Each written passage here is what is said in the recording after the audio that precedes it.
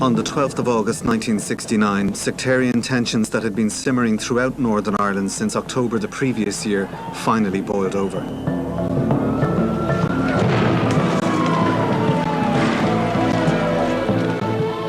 On the streets of Derry, nationalist residents were engaged in a series of desperate pitched battles with the largely Protestant Royal Ulster Constabulary following a controversial apprentice boys parade which took place in the city earlier that day.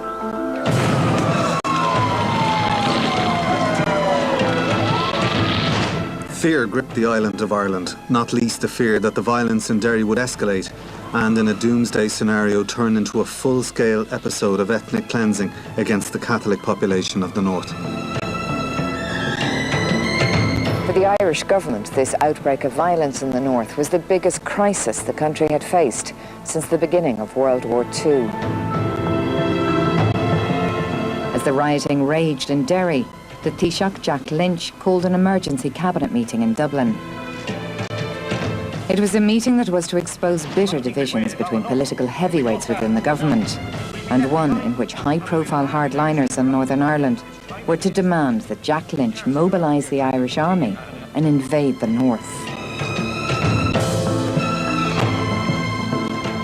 The atmosphere is one of considerable tension, of anger, of uncertainty, of the need to respond. Many people in the south probably would have approved of a government decision to send the Irish Army across the border in the circumstances of the time.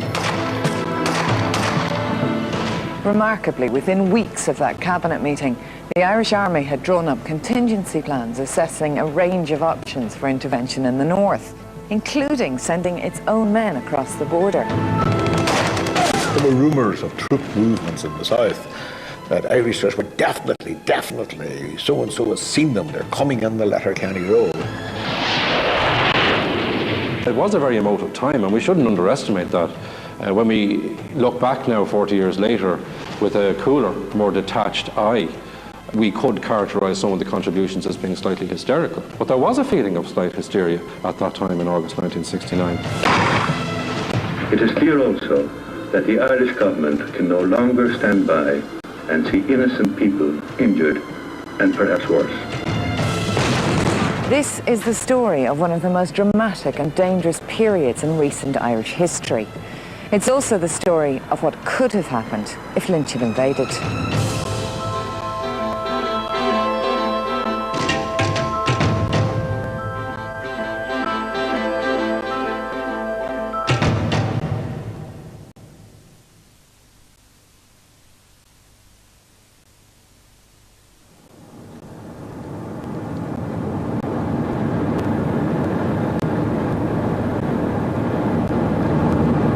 After a day of violence in Derry and high drama on the corridors of power in Dublin, London and Belfast, on August 13th, 1969, the Taoiseach Jack Lynch prepared to make a live televised statement at 9 o'clock that evening.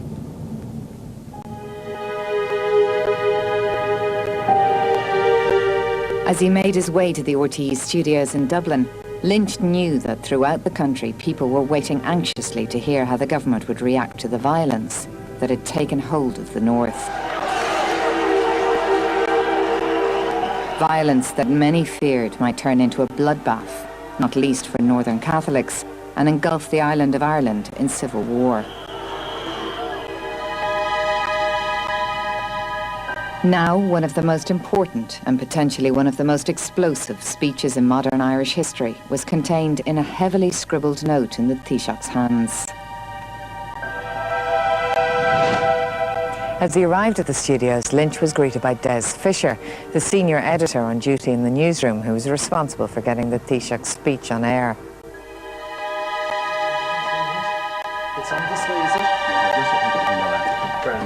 He came in and I met him at the front door. The funny thing about it all that I remember now is that he was on his own. He came with the driver, but then I took him up alone into the reception room. As he came in, he was very preoccupied because he was still half working on the script.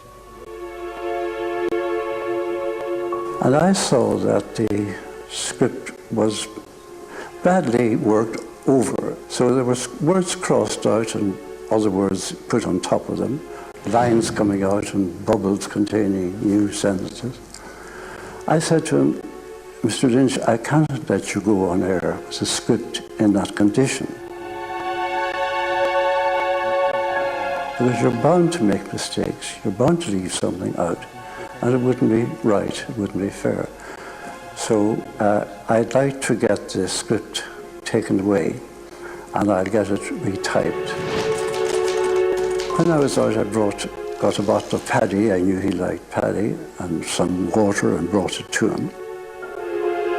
The fact that Jack Lynch had arrived at RTE with his script in such a poor condition reflected how what he was about to say had been the subject of fierce debate at the Cabinet that afternoon.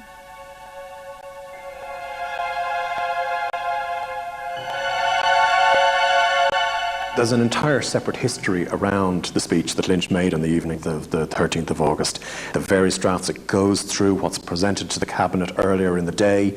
And I think that the fumbling with the scrappy, poorly written speech is indicative of the situation in the Cabinet that day, the uncertainties and the poorly prepared policy, that they're doing everything on the hoof. It's ad hoc decisions taken without proper intelligence information, without proper briefings. They're reacting.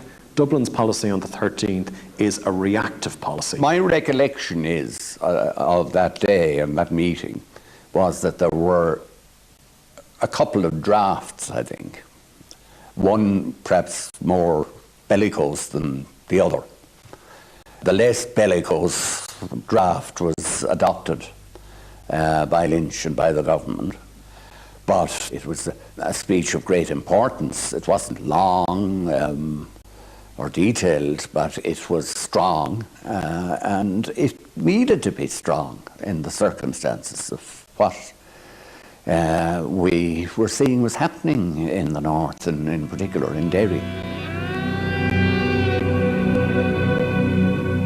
With millions of people in the country, north and south, hanging on his every word, at 9 p.m, Jack Lynch began his speech in measured tones.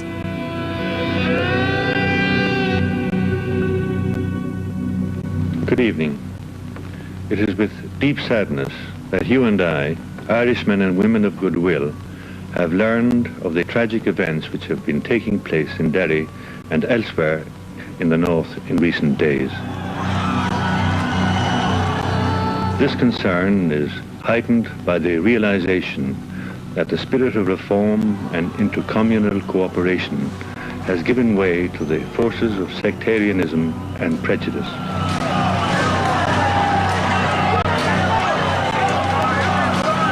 Very many people have been injured, and some of them seriously. We have therefore directed the Irish Army authorities to have field hospitals established in County Donegal, adjacent to Derry, and at other points along the border where they may be necessary. But within the speech, one sentence in particular was to cause hope, alarm and confusion throughout Ireland and Britain.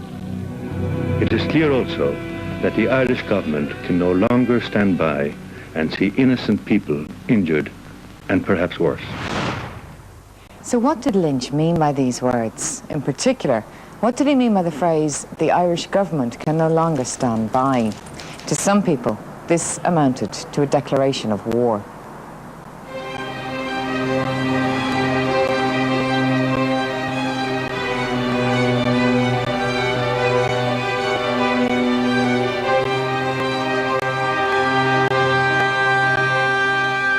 I think the key phrase in the speech is that Lynch says that his government will not stand by.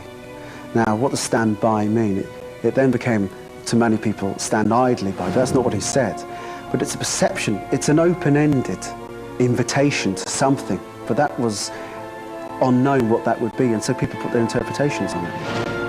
Having completed his historic broadcast, Lynch left the RTE studios shortly after 9 o'clock. But as he did so, the impact of his speech was already being felt, not just at army bases in the south, but also within the Northern Irish Cabinet at Stormont, just outside Belfast.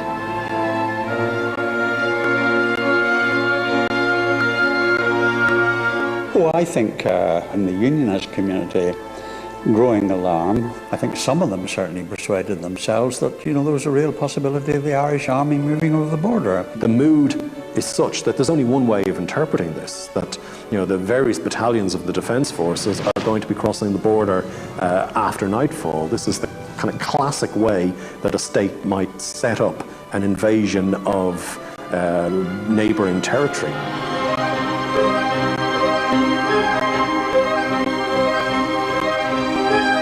Fearing that an invasion by the Irish Army was imminent, the Northern Ireland Prime Minister, James Chichester Clark, immediately dispatched Junior Home Affairs Minister John Taylor to the RUC headquarters in Belfast, where he was under strict instructions to stay alongside the Inspector General Anthony Peacock and to await further orders.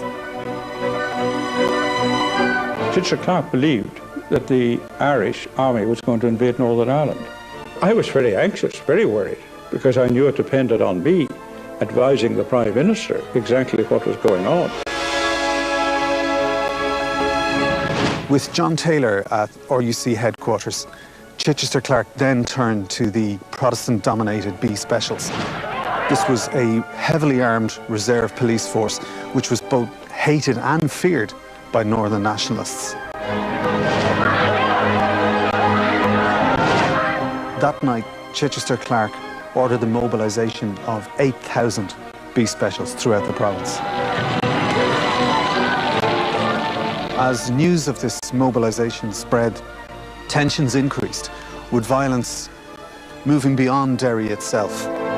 Some began to blame this on Lynch's provocative speech, claiming that he was fanning the flames of sectarian hatred. It was one of the most irresponsible contributions to the 30-odd years of problems that we had in Northern Ireland. To imply that you were going to invade Northern Ireland meant that the British majority community here were going overboard, and there was a great danger they were going to retaliate against the Catholic minority, and that there would be an outbreak of civil war. Here in London, Lynch's words were also causing alarm. The Labour government's Home Secretary, James Callaghan, got back to his office at about 11 o'clock, 2 hours after Lynch had spoken. His officials here hadn't seen the speech, but they were already worried about what they were hearing. When they finally did get a transcript, their worst fears were confirmed. Now Callaghan not only had to worry about the potential for a civil war in the north, but also the possibility of an invasion from the south.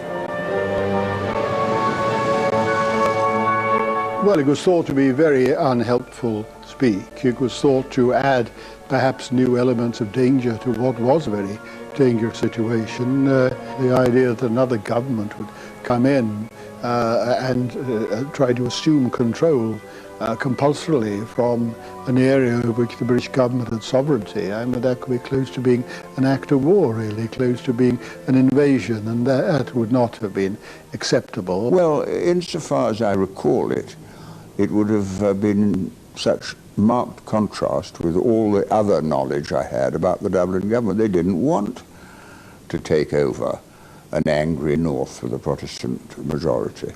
And it always rather worried me, having been throughout my life sympathetic to the nationalist cause, to find how little interest Dublin took.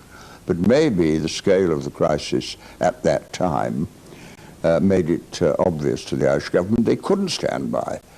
But I think even a suggestion that an intervention might have occurred would have put the whole thing into a different context.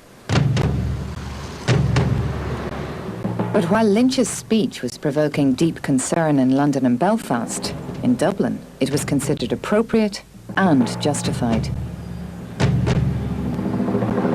Well, the situation in the north and the brutality of the police was such that strong things needed to be said to try and alert world opinion, and particularly British opinion, to the potentially very serious consequences of what was happening.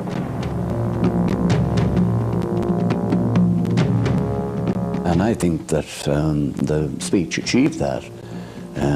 If it caused a certain amount of alarm in Britain and Stormont, well, it's no harm that it did, because Britain was prepared to condone what Stormont was doing, and Stormont seemed to feel that it was entitled to do whatever it liked.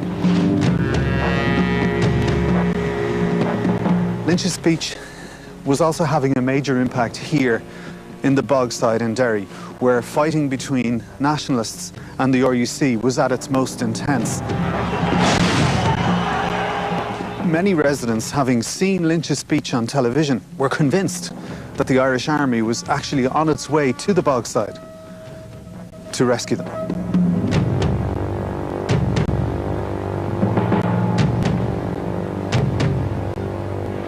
When word got out about Jack Lynch's speech, for a start, it was misrepresented almost immediately. You know, this was that we will not stand idly by. People added things onto it, that, you know, that we are going to move and so forth. There were rumours of troop movements in the south, that people unidentified had seen Irish Army units on the move towards the border. Remember this wild rumour that Irishers were definitely, so-and-so has seen them, they're coming in the Letterkenny Road.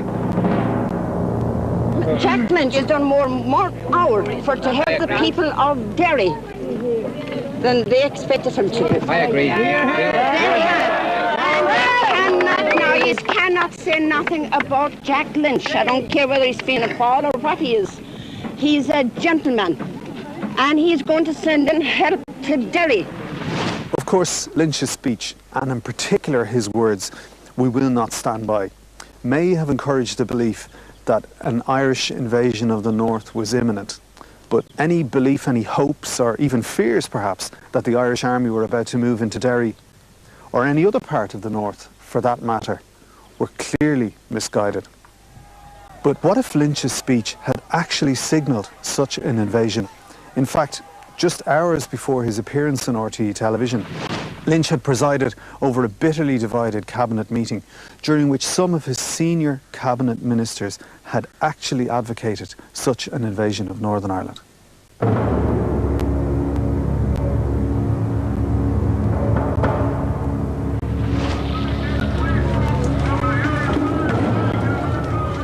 For several months, Jack Lynch and his cabinet had been increasingly concerned that the volatile situation in the north was going to get out of control.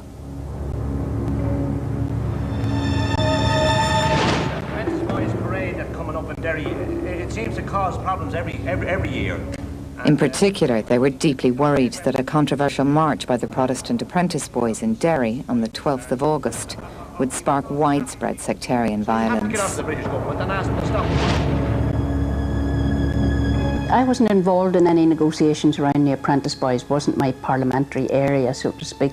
That it should have been the centre of considerable concern would have been perfectly reasonable. The apprentice boys had, to use their own expression in later years of other people, had trailed their coats through the city. In the apprentice boys demonstration back in the 1960s, I mean, came right through the centre of the city and past the Bogside. I mean, we could see it. And that was always resented by people in the Bogside area who saw it. I saw the Apprentice Boys Parade as a sort of ritualised celebration of Catholic second-class citizenship. Deeply worried about the potential for serious trouble in Derry and the management of it by Stormont, the Dublin government dispatched its Minister for External Affairs, Patrick Hillery, to London to express its concerns. But the British Foreign Secretary, Michael Stewart, insisted that what happened in Derry was strictly an internal British matter and told Hillery that the situation would not get out of hand. I think one of the difficulties for the Department of Foreign Affairs in Dublin in the late 1960s was to strike a balance between being seen to be proactive in this regard and also being seen not to be too aggressive.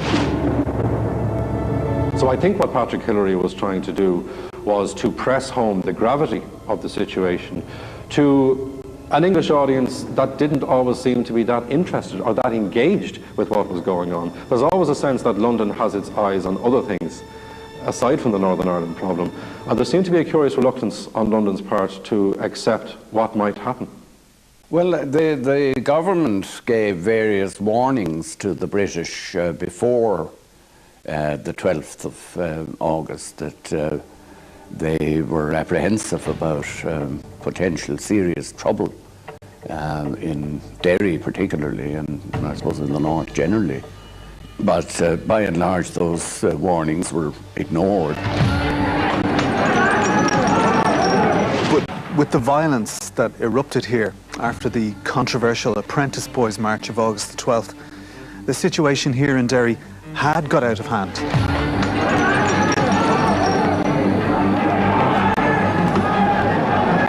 The RUC, under the control of the Northern Ireland government at Stormont, was stretched beyond capacity. And in the Bogside, they repeatedly baton charged the nationalist crowd.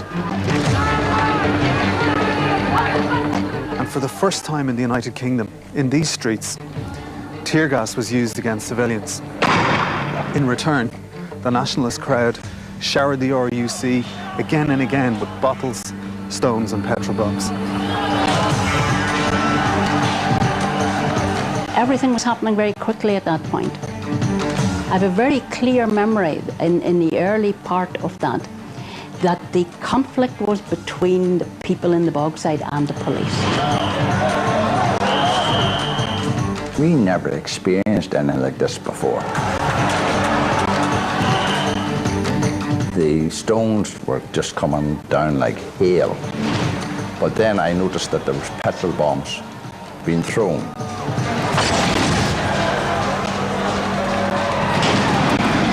When the petrol bomb hit me, and of course it enveloped me completely in flames. Naturally, the flames were all around me. I couldn't see my way out.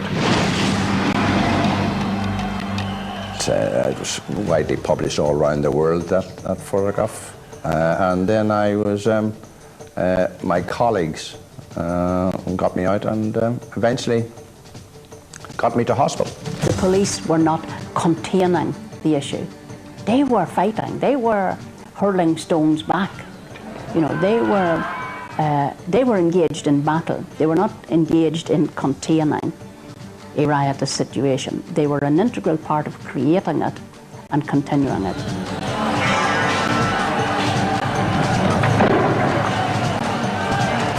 It felt frightening, but it also was very exciting. It was a really exciting time, and people were really vivid. I can remember the feeling of it today far more clearly than I can remember some of the incidents on the ground, because it was a mixture of fear, of pride, that people were standing up for themselves, that we were standing up for ourselves, of high expectation that dramatic things might come of this, and that we were in the middle sort of the events which were going to trigger a dramatic developments. As day broke on the 13th of August, the political impact of the Battle of the Bogside was being felt in Dublin, Belfast and here in London. At Stormont, the Northern Irish Cabinet Ministers held an emergency session. They knew that by now both themselves and the RUC were in danger of losing control of the situation, but they were still solidly opposed to handing over their law and order powers to Westminster by calling in the British Army.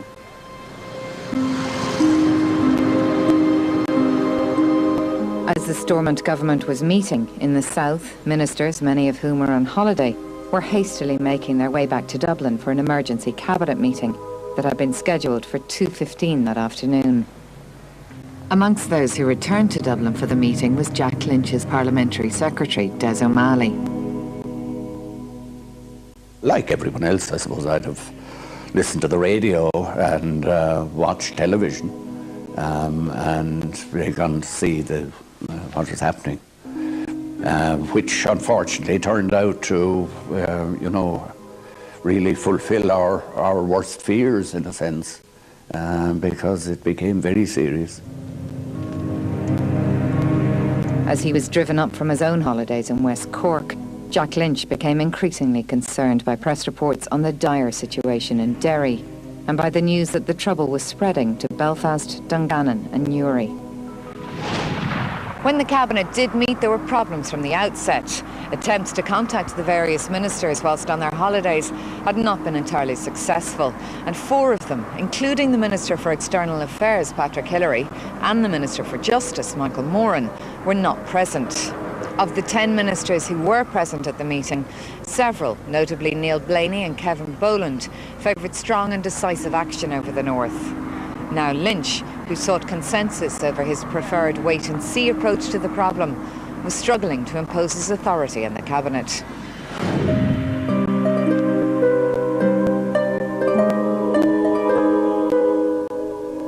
I think the challenge was to dissuade the hotheads, the Republicans in his cabinet, from insisting that we go to the aid of the NATO, supply them with guns, so on. All that was in the air. No. Here we are drinking tea and coffee. We'd want to send the army in immediately. And how long are we going to sit here? Huh? I think it was a terrifying period for him, because he knew he couldn't rely on support from major colleagues. Well, I've had enough. He knew, of course, that there were some, but it was hard to discern at that time, I think, who was for peace and who was for invasion. There were people that you wouldn't expect who were so Republican that they thought they had to resort to arms. So let's act now. Boland was the most vocal, and Blaney was not far behind him, I think. Derry, in my view, it's as much as part of Ireland as Dublin and Cork. And their attitude was that the Irish government should take a very belligerent stance. They wanted, overt military activity. I suppose a nice way to put it would be hearts ruling heads, but I think that there were some people who, kind of felt that violence was justifiable. I think he had this difficulty, that the strongest personalities in the cabinet were on the side of intervention. Blaney and Boland in particular saw themselves as the inheritors of the Fianna Fáil Republican tradition, and when the events of 1969 began to unfold, they believed that they knew what was right for Fianna Fáil and what was right for the country, and they believed that intervention in the North was what should be done. They saw it as the opportunity to end partition. At 3:15, an hour into its emergency meeting, Lynch's cabinet agreed to send an urgent message to the British government, requesting the immediate cessation of police attacks on the people of Derry.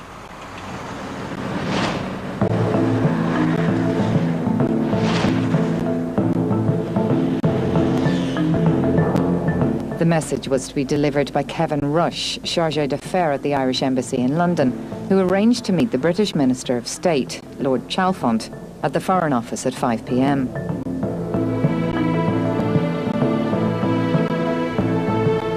But while he was waiting to meet Chalfont, Rush received a second message from Dublin.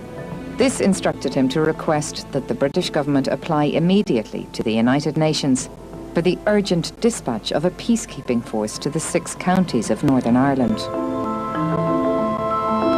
Rush was also told to inform the British that the United Nations was being made aware of this communication.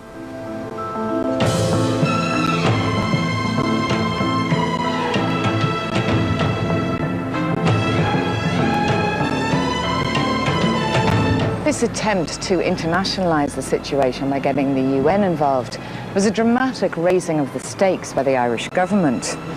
But in their meeting, Lord Chalfont told Rush that he couldn't accept that the RUC were targeting civilians. And he also reasserted Westminster's position that what happened in Northern Ireland was an internal British matter and that it had nothing to do with the UN.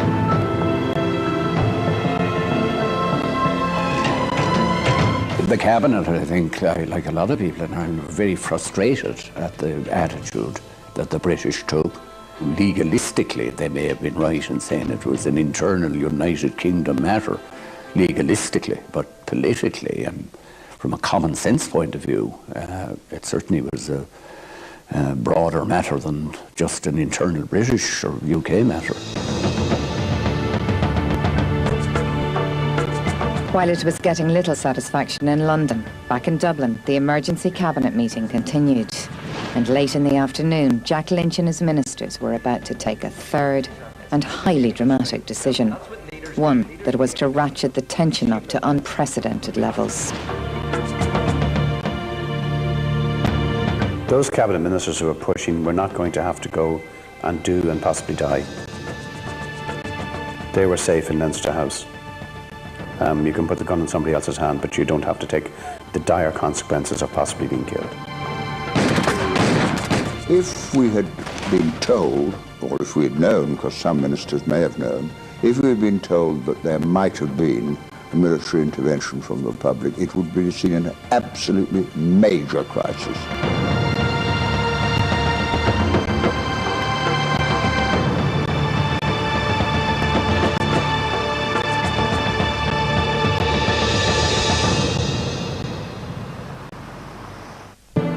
As sectarian violence in Northern Ireland threatened to spill out of control, and with very real fears of a pogrom against the Catholic population in the north. In Dublin, the Taoiseach Jack Lynch called an emergency cabinet meeting on August 13th, 1969. Lynch's cabinet was bitterly divided, with nationalist hardliners like Neil Blaney and Kevin Boland demanding a forceful reaction to the violence in the north.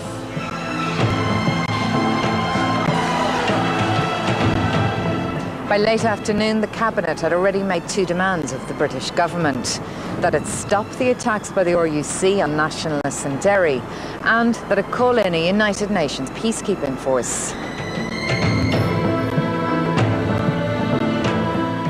But having been rebuffed by the British towards the end of their extraordinary meeting, Lynch and his ministers made two bold decisions: to set up army field hospitals in Donegal and at other points along the border, and to move 250 soldiers up to the same areas, close to the north.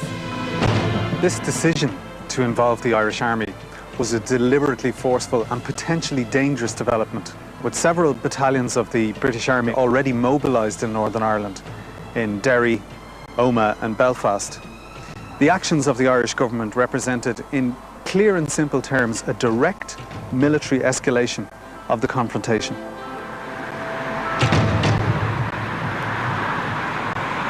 The establishment of field hospitals, while it was sort of quasi-military in its nature, if you like, was essentially humanitarian. A lot of people were being injured, and for one reason or another, a lot of them didn't feel safe going into hospitals in the north. Well, then they had to be facilitated. The implications of sending quantities of troops from barracks to field positions, even if they're troops who are manning field hospitals and logistics units and that, is one that will have considerable repercussions nationally and internationally.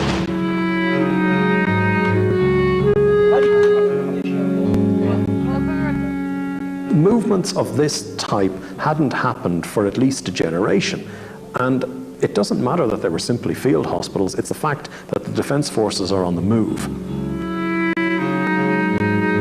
that causes emotions and causes imaginations to run wild. Particularly for those embattled in the bog side, thinking, here are the forces that are come to liberate us. The army is with us. The Irish army will move across the border from these advanced positions and we'll be free.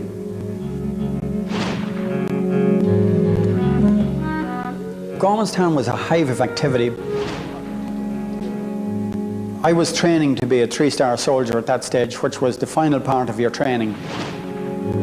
We would ordinarily have our free time in the evening after formal training had ceased. This evening, we were all lined up again. We were issued with a bandolier of 50 rounds of 303 ammunition, and we had our 303s, the Lee Enfields. It was totally out of context. Ordinarily, ammunition would never be issued in this casual setting. We had our web kit, and our rifle. And we were all kind of looking around to see what was going on, what was this all about. Morale was good, morale was high, because we realised, you know, you get the feeling and sort of the grapevine starts to work and sort of the rumour machine goes into operation, and we were up, whatever was going to happen, to use the sort of modern parlance, we were up for it. We were then isolated and moved into a billet, which was not our normal accommodation. It was a billet down pretty close to the gate. A truck with its tailgate down was reversed right in against the front of the building at the door, which meant that you could only either get into that truck or out the other door. It seemed we were being readied for a mission, some mission which we all figured at this stage was related to the turmoil that was going on the TV. Well, we knew that there was a strong possibility that we would go as far as the border, maybe across it. I suppose the best way to describe it is a sort of an atmosphere of eager anticipation. You know, it's sort of, we would have been quite happy if somebody came and opened the billet door and said, right chaps, we're off. That was it. We were young, we were keen, we were volunteer soldiers. And whatever our superiors told us to do, we would have done it.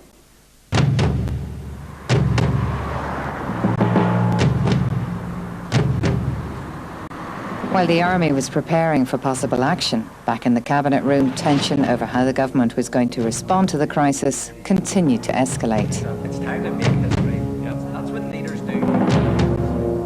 So what was Jack Lynch to do? Armed with only sketchy and unreliable information from the north, he feared that a pogrom could break out at any moment, one that could claim the lives of hundreds, if not thousands, of nationalists. At the same time, he was coming under intense pressure from some of the most forceful members of his cabinet. Men who were demanding desperate measures for desperate times. Men who, in effect, were demanding that Ireland go to war with Britain.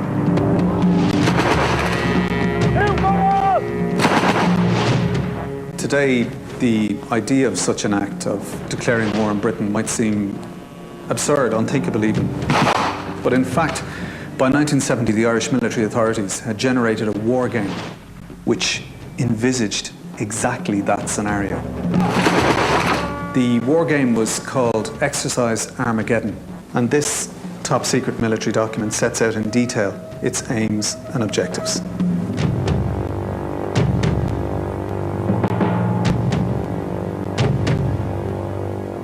It refers to Northern Ireland as Red Land and the British or Red forces as the enemy. Blue Land is the Republic. The document also describes Exercise Armageddon as a continuing war game which will be played over and over again, and sets it out as a paper exercise for officers rather than an operation to be carried out in the field. But the Defence Forces were not just drawing up war games, and in fact within weeks of the August 13th cabinet meeting, the military authorities were authors of an even more remarkable document. This document, dated the 27th of September 1969 and prepared by senior military personnel, contains a wide range of options for military operations north of the border.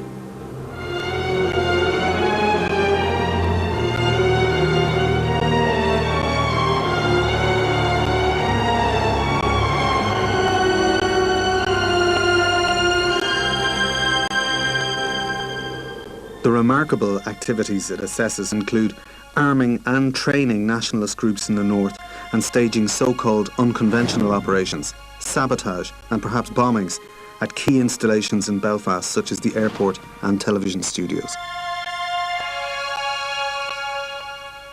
Incredibly though, while acknowledging the weaknesses of the Irish Army and the serious risk that the British would respond with a military assault on the Republic, the document goes on to suggest that 2 attacks could be mounted across the border, one at Derry and one at Newry. Well, I think that would have constituted an invasion. I believe that the British government would have reacted by saying, you either get out or we'll come and fight you. And I think that would have ended up in a terrible situation. It is an absurdity to think that, quite frankly, a puny military force like the Irish Army could in any form whatsoever take on the British Army. Mad. I don't need to say any more. Mad. Quite mad. The British Army was experienced. It was used to mounting military operations worldwide. It was a strategic army. It could have had reinforcements over in Ulster in hours. The Irish had none of those assets. The Irish Army was tin pot. We were short in a lot of areas, there's no doubt about that. We were short in heavy weapons, we were short in armour, we were short in armoured personnel carriers. We had little or no air cover, or wouldn't have had, so all in all, a small, well-trained army, but not a lot of us. Also, a lot of the equipment was quite obsolescent, if not obsolete. Our transport was old. It's embarrassing to say that we were so short of the basics. The Irish Defence Forces in the 1960s are effectively a World War II standard army equipped with arguably World War I equipment. So when push came to shove in August 1969, the forces found themselves absolutely unprepared because for the preceding decades, their political masters had seen no reason to actually build up the defence forces. But despite the fact that for years their predecessors had overseen the running down of the defence forces, senior government ministers continued to demand a military solution to the crisis that was gripping the country.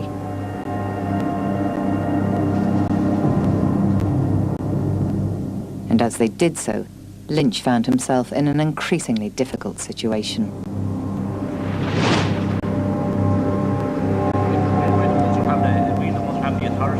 We're the ones who have the power, so let's act now. So what would have happened if Lynch had succumbed to the hardliners within his cabinet? What if the will of men like Neil Blaney and Kevin Boland had prevailed at that momentous cabinet meeting on August 13th? And what if the decision had been taken to send the Irish Army across the border into Northern Ireland? Of course, we'll never know the answer to any of these questions for certain, but this is our opinion of what could have happened, both on the battlefield and in the corridors of power, if Lynch had invaded.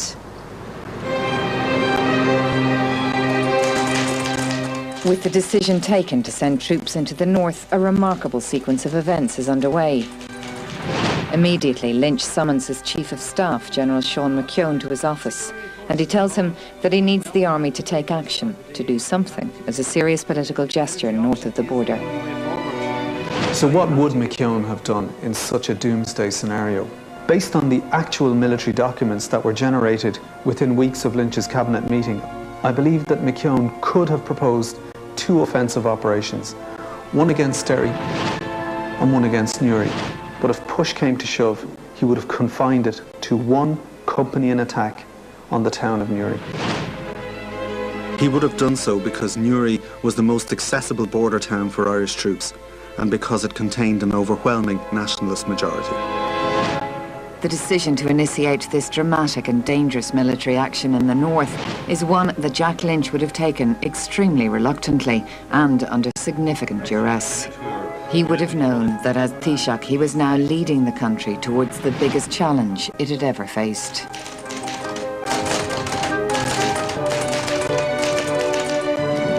As the Chief of Staff returned from the Taoiseach's office to Defence Headquarters, Lynch would already be on his way to the RTE studios in Donnybrook for his 9 o'clock speech to the nation. This would be an incredible moment in Irish history. Although the people watching it wouldn't realise it, Lynch's speech, and in particular that phrase, "we will not stand by," would be an ominous and thinly veiled reference to plans that were already starting to take shape. Plans to invade Northern Ireland.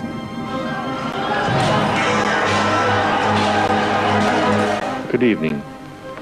It is with deep sadness that you and I, Irishmen and women of goodwill, have I've learned of the tragic events which have been taking place in Derry and elsewhere in the north in recent days. All people of goodwill must feel saddened and disappointed at this backward turn in events and must be apprehensive for the future. The government fully share these feelings. Within 24 hours of receiving the Taoiseach's instructions to prepare for an incursion into the north, the Chief of Staff Sean McKeown summons his senior officers to a top-secret meeting at Defence Headquarters in Dublin. But it is clear now that the present situation cannot be allowed to continue.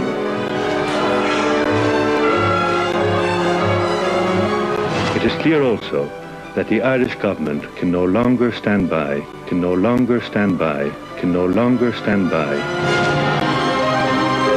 Within 72 hours of this meeting, a company of 120 men is formed in Dublin to prepare for the attack on Newry.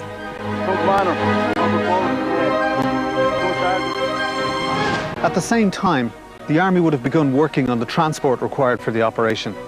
This would have been a difficult task. However, there were just enough trucks, Land Rovers and cavalry vehicles necessary to get the troops and the support elements north to carry out the mission. However, the situation was so fraught that there is even some talk in the military document of a requirement perhaps to hire buses to move the troops north to the border. The first thing that would strike you about an army on the move is how it defends itself. And unless you have control of the skies over your head, you're in for a hiding, I can tell you. While the army is preparing for action, the tension within the cabinet is extraordinary. These 14 ministers would know that soon they will be the men responsible for one of the most heroic, or one of the most bloody and foolhardy episodes in Irish history. Without doubt, Lynch will be hoping that the act of sending troops into the north will create an international situation, one that will result in a UN peacekeeping force being brought in to provide stability in the north. And above all, he'll be hoping that the arrival of such a force will prevent an all-out and deadly confrontation between the Irish and British armies. But there were problems with such a strategy. Being the aggressor, the Irish government were not in a strong position to call for peacekeeping forces. And had they done so, the British government would simply have restated their position that what happened in Northern Ireland was an internal British matter, which had nothing to do with either the Irish government or the UN. Quite simply, there would be no UN blue helmets to come between the British and the Irish armies. What you have to understand is, if you're looking at it from Dublin's perspective and what they're trying to do, it's completely out of kilter with all accepted modes of international behaviour. The United Nations was set up after the Second World War with one of its primary aims, territorial integrity. The whole tenure of international law was about preserving the sovereignty of nation states. And the Irish government, regardless of what it said in Articles 2 and 3, the international accepted view was that Northern Ireland was part of the British state. As simple as that. And they would be infringing it. They would have no case to put before the United Nations. They would also be taking on a NATO power. They would get no support in Europe from Britain's NATO allies. The result of this was just being a calamity for Dublin and the Irish state internationally as well as internally. But despite the overwhelming odds, the invasion is about to begin. Motivated by the belief that they are going to help their fellow citizens in the north, the troops are prepared for action. And at midnight, advance parties cross the border to reconnoitre main junctions and routes into Newry and to begin cutting communications north. They also seize the northern border checkpoint, swiftly and possibly without bloodshed. Get the weapon, get the weapon, get the weapon! Shortly afterwards, at 0100 hours, the main body of 120 troops is split into 3 platoons and moves into Northern Ireland. Now, time would have been of the essence. Number 1 platoon would have staged a lightning assault on the RUC station at the northern edge of the town. With the cover of darkness and a strong element of surprise, I think they would have been successful in this. Hands up! Don't move it! Okay, down, right, down! Keep your hands up, lads. Keep on moving. Back in Dublin, Jack Lynch and his cabinet would be in constant session, receiving regular updates from Sean McKeown, the Army Chief of Staff. Likewise, in London, John G. Malloy and his staff at the Irish Embassy there would be in constant contact with the Taoiseach's office, bracing themselves for the storm that was about to come their way. While the assault on the RUC station was underway, Number 2 platoon would have acted quickly to seize the main junctions here at the centre of Newry to secure an evacuation corridor south for refugees fleeing the conflict zone. In addition, they would have requisitioned buses, trucks, anything to get refugees moving. Newry itself wouldn't have presented the problem. It would be a case of protecting Newry. And we had a fairly cynical quartermaster actually who, I remember when he was giving us the ammunition, he said 50 rounds. When you get to Newry, you better try and take the RUC barracks, but you're going to need whatever ammunition they have in there as well, because 50 rounds is not going to last you too long. Newry didn't present a problem. It was a case of go there, protect the town. At 0500 hours, there would have been no British Army units in the town. And apart from some nationalists who might have come out to support the Irish troops, there would have been an eerie calm in the town. For the Irish, this would have been the calm before a likely and possibly terrible storm. Before long, the first response to the Irish incursion arrives, in the form of local units of the B Specials. Many of these men are well-trained ex-British Army soldiers with operational experience abroad. But while they are able to inflict some casualties in the Irish troops, they do not pose a serious threat to the overall operation.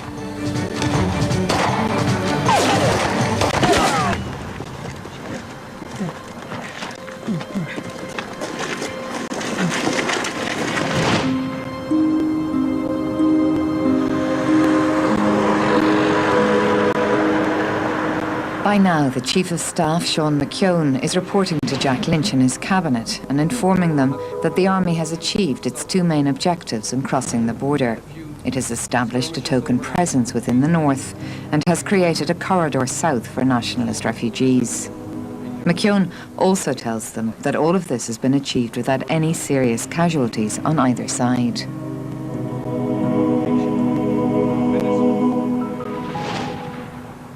This would be hugely encouraging for Lynch, and no doubt the news that the Irish flag was now flying in the north would unleash a welling of patriotic pride among some of his ministers.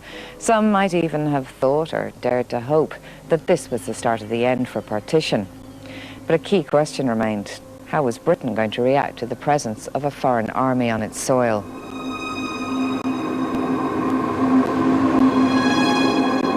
The sequence of events is you establish, is what you've been told true?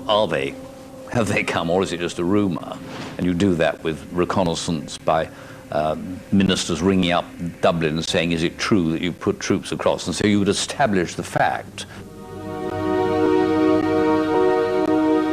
The government here would then meet in cabinet and decide on a reaction. They could either, which could range from we'll do nothing about it, through various levels of response, to saying get out or we'll throw you out. I can't believe that if the Irish government had come forward with a military plan, they wouldn't have also come forward with a political solution. And what would their political solution have been? You don't go to war if you haven't got war aims. What would the Irish government war aims have been? Was it been to get rid of Stormont? Was it have been to save the nationalist community? Was it to end partition? What was it about?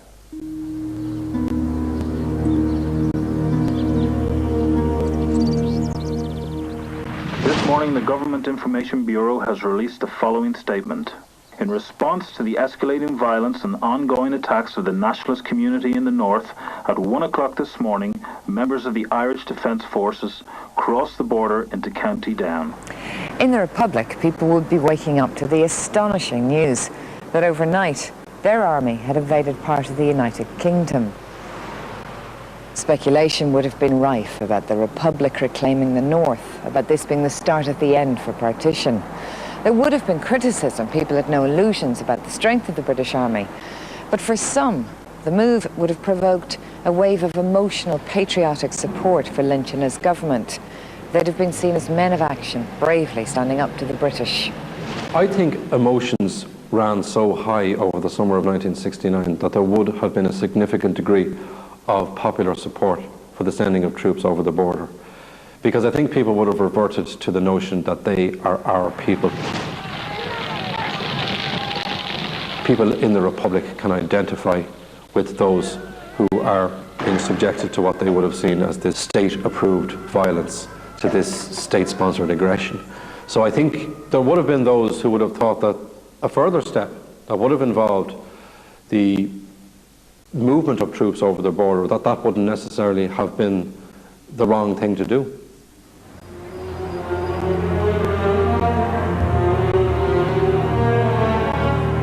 Despite any public support there may have been for the invasion, the mood back in the cabinet room is already beginning to change. The Chief of Staff, Sean McKeown, reports a dramatic increase in RAF air activity over Newry. And he informs Lynch and his ministers that his troops are consolidating their positions and preparing for a counterattack by British soldiers and a possible airstrike. RAF and reconnaissance planes and fighter jets. Now, after the first flush of excitement and trepidation over their unilateral act of hostility, this has an extremely sobering effect on the cabinet members. For some of them, perhaps it is only now that the enormity of what they have undertaken is becoming clear. And as news of the military incursion starts to spread to Washington and across Europe, Lynch and his colleagues discover that they are men with very few friends.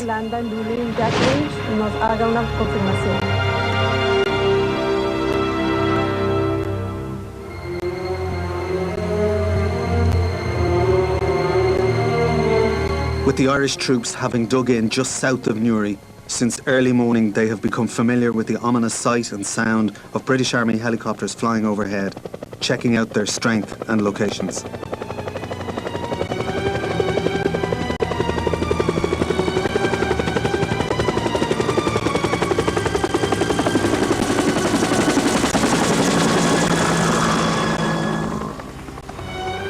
Shortly afterwards, the men find themselves outnumbered as the first British troops appear in the scene just to the north of their positions.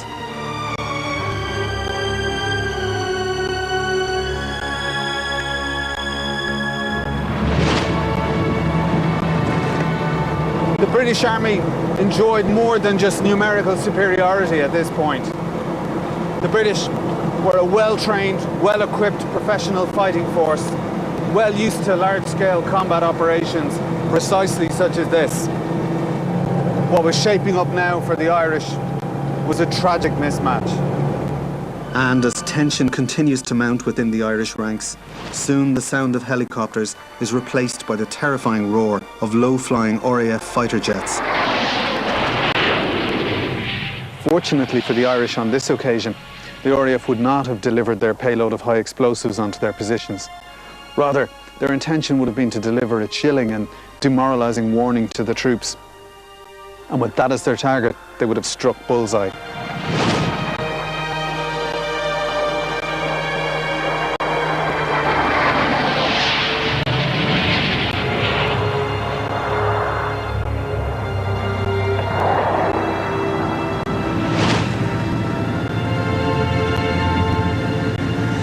Well, the Irish soldiers are becoming increasingly concerned about their precarious position. In London, the Irish ambassador, John G. Malloy, would have been called back to the Foreign or Commonwealth Office. There, instead of being asked about what his government were up to, he would have been given a very stark and simple message to relay to Dublin. If the Irish government didn't withdraw its troops from Northern Ireland before 1 p.m, the British would have no option but to force them to do so.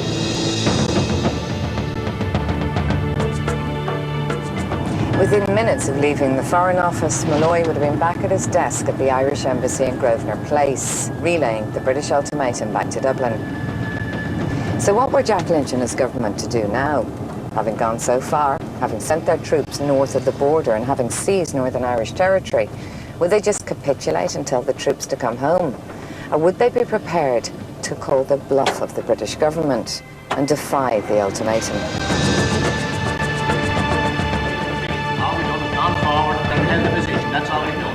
If you're asking me the question of what would have happened if they'd taken on British troops, the answer is an awful lot of them would have got killed. I think the fighting would have been very fierce, actually, because I think the soldiers on both sides were high-quality people. Serving soldiers are very simple beings. We do what we're told.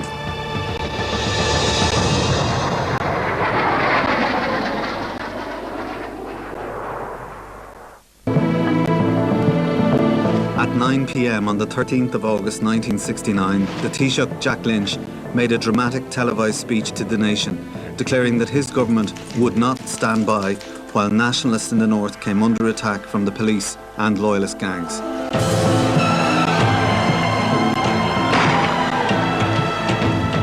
For many people, there was only one way to interpret these words. The Irish Army was about to invade Northern Ireland. Just 6 weeks later, in September 1969, the Irish Army produced a remarkable and top-secret document that explored the possibilities for military action in the north.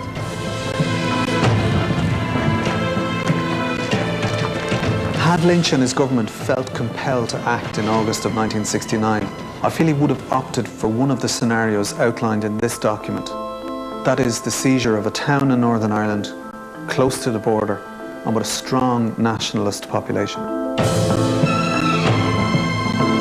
Had such remarkable action been taken, 12 hours after crossing the border, the 120 Irish soldiers taking part in this dangerous operation would be holding their positions just south of Newry.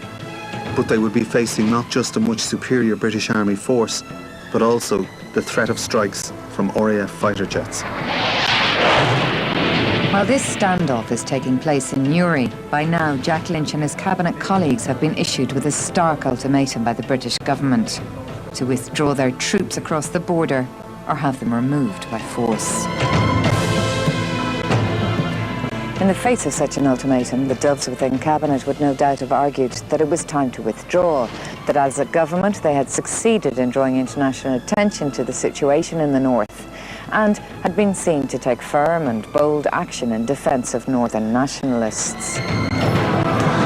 But for the Hawks, men like Neil Blaney and Kevin Boland, men who had argued at an emergency cabinet meeting on August 13th that troops should be sent north, such a withdrawal would have been seen as a capitulation to the British. They would have argued that this was an historic moment, one that could bring about the end to partition, and that the government should stand firm and call the bluff of the British. We have to stand up and make a stand. We have to make a stand. We might as well do it now as 5 years' time or 10 years' time. It will have to be done some stage.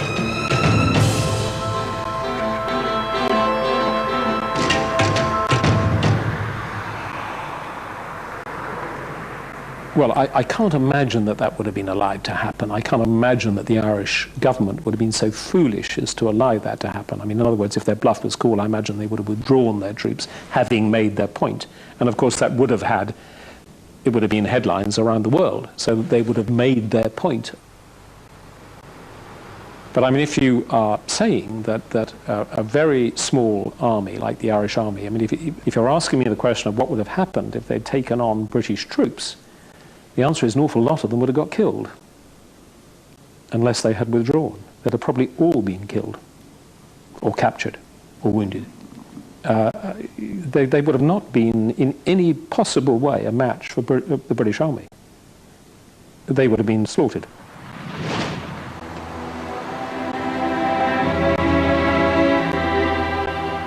Of course, we can never know who would have won the argument in the cabinet room. But if the Hawks had prevailed, and if the British deadline for withdrawal had passed, it would have been a catastrophic error of judgment, one for which the Irish troops on the ground would have paid dearly.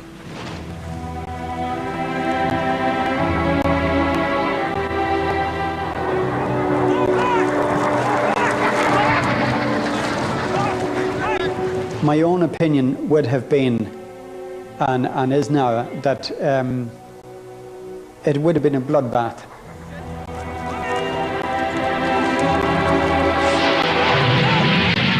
Within minutes of the British government issuing orders to its army to remove the Irish from the north, the RAF Phantoms and Harriers would have been back in the sky over the Irish positions, and this time they would have meant business.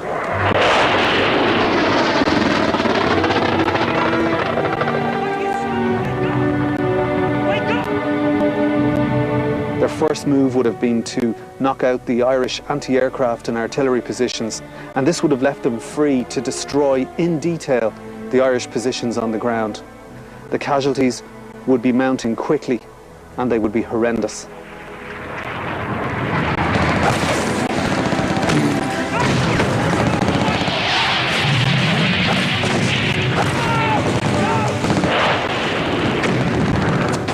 I think we would have been destroyed.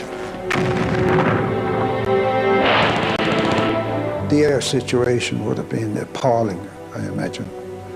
I mean, if we invaded a sovereign country, you can imagine the repercussions, and we would have been hit very hard, and it would have been a disaster for us.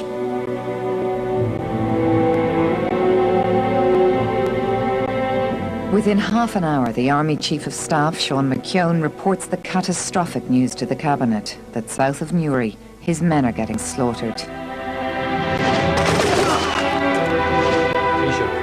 He points out that there is no option but to surrender immediately, that even a withdrawal is out of the question, as his men would be picked off as soon as they attempted to move south from their positions.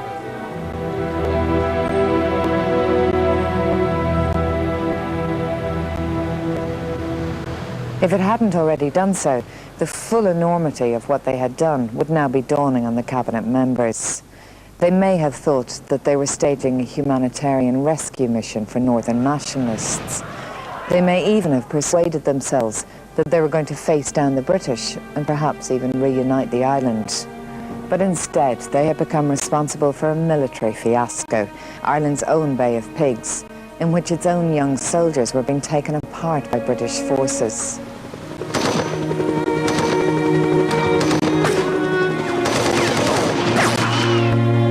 There would be frantic efforts now to inform the British as quickly as possible that they were going to withdraw their troops, or what was left of them, back across the border.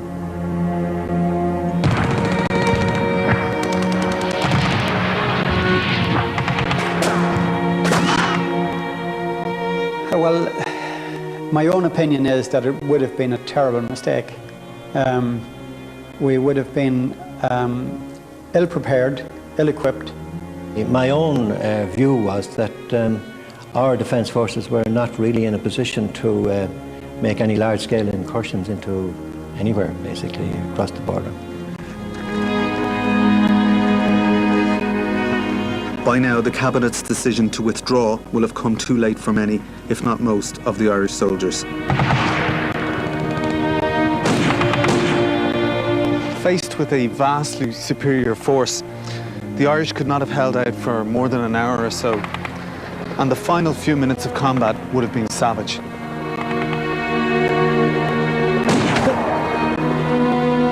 By 1:30 or 2 p.m. that afternoon at the very latest, it would have all been over.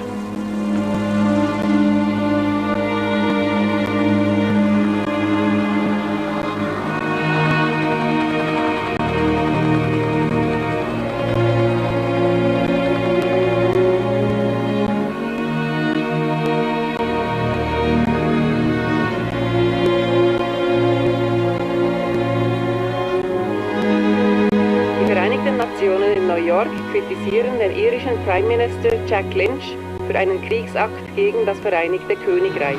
The political fallout following the Irish Army's surrender would have been unprecedented. News of the war in Ireland would have been the big story spreading across the globe. In Europe, at the UN, and in Washington, despite protests from the Irish-American lobby, Jack Lynch and his government would have been condemned for an act of unprovoked aggression against what was supposed to have been a friendly neighbour. and they would have been castigated for an act of folly which had been a disaster for Ireland on every level, and one which had cost them the lives of scores of its own young men.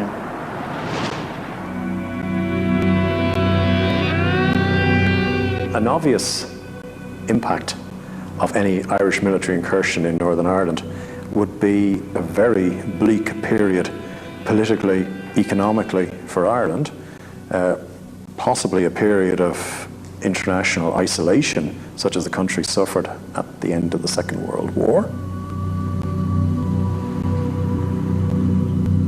You've also got to think of the impact it would have had on Irish America, how the Nixon administration would have viewed an invasion.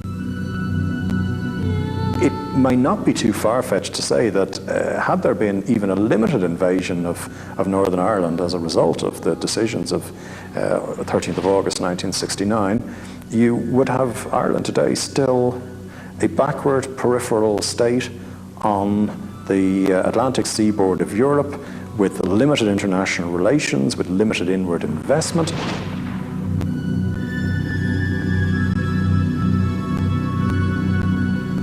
Good evening.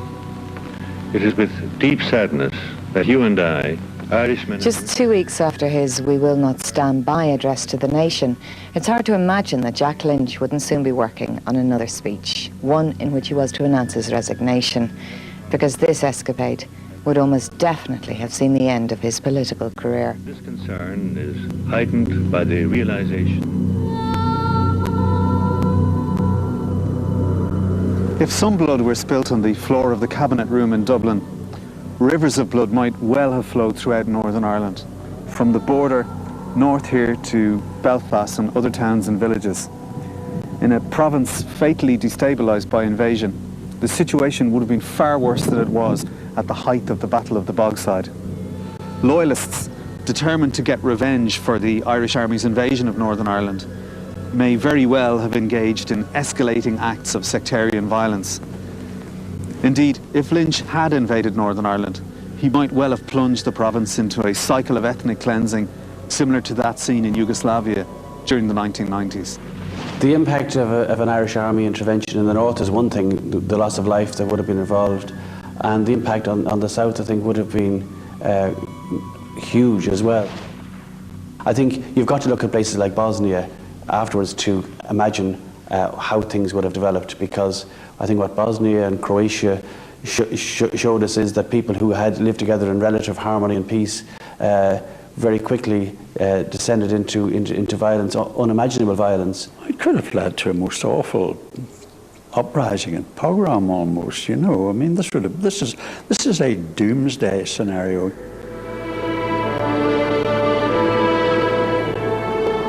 We've several times stood on the brink, but we've never actually fallen over it. Thank goodness we avoided that, and thank goodness at the end of the day, the people in positions of influence in London and in Dublin and Belfast paused on the brink of doing truly daft, irremediable things.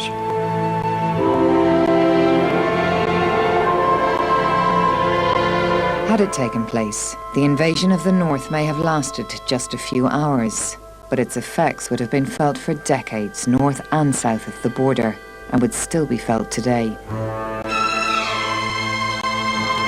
It's an act that would have done enormous damage to Ireland's reputation on the international stage, and undoubtedly also an act that would have sabotaged the country's attempts to join the European Economic Community back in '73. And how different a place would Ireland be today if it hadn't joined the EEC? I think conflict between British Army and Irish Army troops in Northern Ireland in 1969 would have set back Anglo-Irish relations by decades. There would have perhaps have been a growing sense that these two countries cannot work together in cooperation with regard to future projects. Most obviously, of course, the European Economic Community. How would an Ireland and Britain at war with each other once again have played out in that European scenario? Would there have been a place for them in that European scenario? It's hard to see how they would have been welcomed with open arms.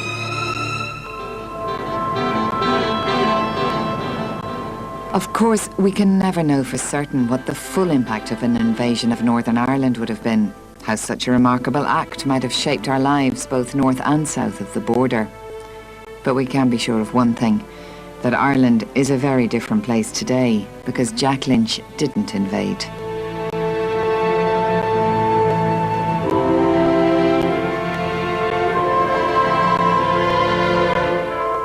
I think we should regard ourselves as blessed, extremely fortunate, that the man in charge of affairs at the time was one who was not a product of violence. He had no family background of that kind, and his whole instincts were those of a civilized person trying to achieve what was necessary by reason rather than by force. His actions had the net result, anyway, of keeping the Republic out of the conflict and reducing very substantially what would otherwise have been the loss of life, even though the loss of life was catastrophic over a 30-year period, 3,500 people. It could have been very much worse. People would have died, and that's the end result. Probably a lot of people would have died, and the repercussions would have been huge, and we would have opened up sores and more civil unrest and all of that thing. It would have been awful. I'm glad it didn't happen. Mind you, as a professional soldier, if I'd been told to go, I'd have kissed my wife and kids goodbye and said, I'm going, I'm heading off. That's it. But I say, luckily it didn't happen.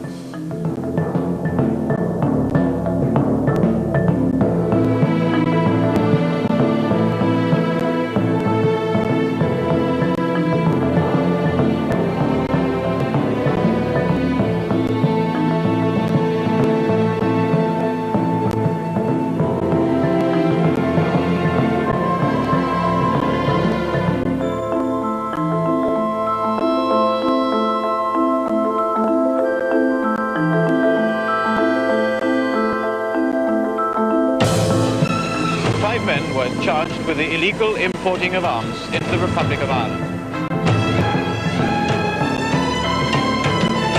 I have no intention of discussing the arms trial at this stage. The matters that are before the court are before the court, therefore sub judice. Charles Haughey's exact role in that crisis will perhaps never be known. The charge in the court was one of conspiracy. On the other hand, nobody can doubt that there was an attempt to import arms illegally. They have vindicated all those who have been smeared and blackguarded by the powers that be, who ran this trial not merely as a prosecution, but as the counsel said inside, as a persecution. And I think they've got their answer today, and I hope they realise it and take the appropriate action after it. What action is that?